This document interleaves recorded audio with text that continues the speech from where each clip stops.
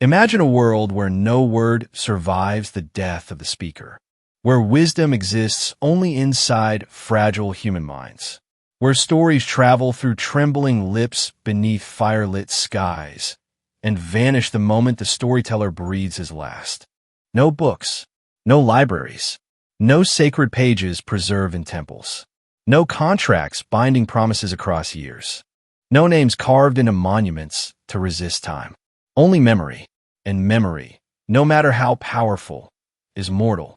For almost 300,000 years, this was humanity's reality.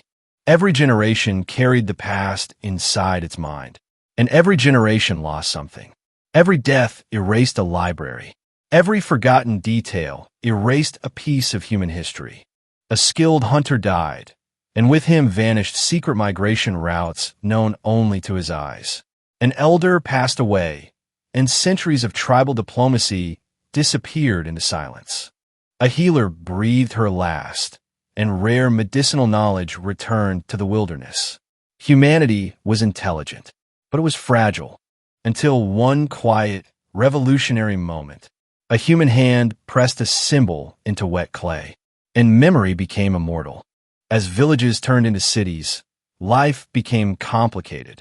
Trade expanded across rivers and deserts. Property ownership needed clarity. Taxes needed counting. Debts demanded proof. For thousands of years, humans relied on oral tradition. Stories were told in rhythm and repetition. Genealogies were memorized. Rituals were recited word for word. Memory was trained like a muscle. Children grew up repeating stories exactly as they heard them. Entire epics were preserved through rhyme, so the mind could hold them. Leaders carried alliances in their heads like invisible maps of trust and rivalry. But even the strongest muscle tires. Memory bends. Memory changes. Civilization had outgrown the limits of the human brain. It needed an external memory. Around 3200 BCE, in the fertile lands between the Tigris and Euphrates, in the great city of Uruk, scribes began pressing wedge-shaped marks into wet clay. This system would later be known as cuneiform. And imagine the silence of that moment. A stylus touches clay. A mark appears. A thought becomes visible. Something invisible, language, is suddenly physical. But here's the twist. The first written words were not poetry, not philosophy, not religion. They were inventory lists. Barley, 30. Sheep, 12. Oil, 5 jars. Simple, almost boring. Yet in solving a practical problem, humanity crossed an invisible boundary. For the first time in history, information existed outside the human body. Knowledge could survive its creator. And once knowledge survives, it accumulates. Trade requires trust, but trust without proof is fragile. A spoken promise can be denied. A remembered number can be disputed. But a clay tablet? That is evidence. Merchants recorded loans. Temple administrators tracked grain. Seals confirmed authenticity. Agreements could now outlive both buyer and seller. Writing became the backbone of economic stability. Without written records, long-distance trade collapses. With writing, cities grow. Wealth accumulates. Specialized professions emerge. Writing didn't just record civilization.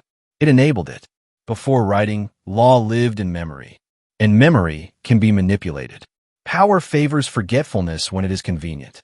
But around 1755 BCE, a Babylonian king carved justice into stone. His name was Hammurabi.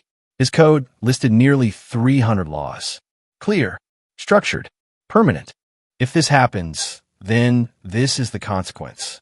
Imagine standing before that stone, seeing rules etched into black rock, realizing even the king must answer to written order. Justice was no longer whispered. It was carved, public, visible, accountable. Writing transformed authority into structure, and structure into civilization. Around 2300 BCE, something extraordinary happened. A woman signed her work. Her name was Enheduanna, high priestess, poet, political strategist.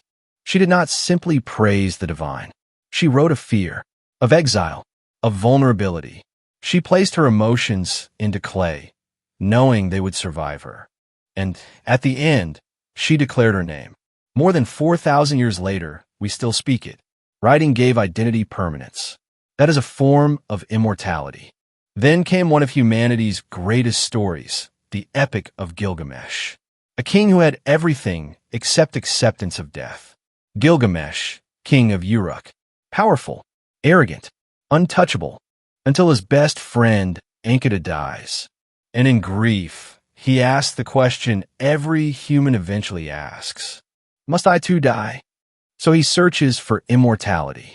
He crosses mountains, meets the survivor of a great flood, finds a plant that restores youth. But while he sleeps, a serpent steals it. He returns home empty-handed and finally understands the truth. Immortality is not living forever. It is building something that outlives you. Gilgamesh failed to escape death, but because his story was written down, he became immortal anyway. Early writing was complex, hundreds of symbols. Only elites could read. Then came a revolution in simplicity, the alphabet, a small set of symbols representing sounds. Portable, adaptable, scalable.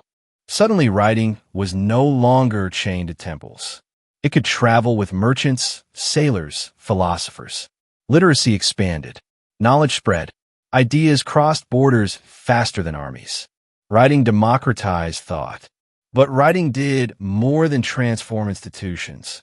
It transformed the human mind itself. When thoughts are written down, they become objects. They can be analyzed, compared, questioned, improved. Without writing, science cannot accumulate. Medicine cannot evolve. Astronomy cannot track centuries of observation. Each generation would begin nearly from zero. But writing created continuity. It created intellectual inheritance. Humanity could finally build upward instead of starting over. Today, we don't press reeds into clay. We tap screens. We type messages that cross oceans in seconds. Invisible servers now hold more written words than all ancient civilizations combined. And yet, T is the same invention.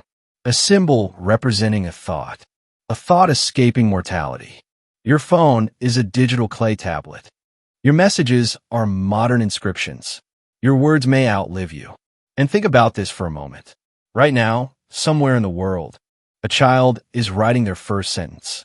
Somewhere else, a scientist is recording an idea that could change medicine forever. A judge is signing a decision. A poet is typing a line that might comfort someone 1,000 miles away.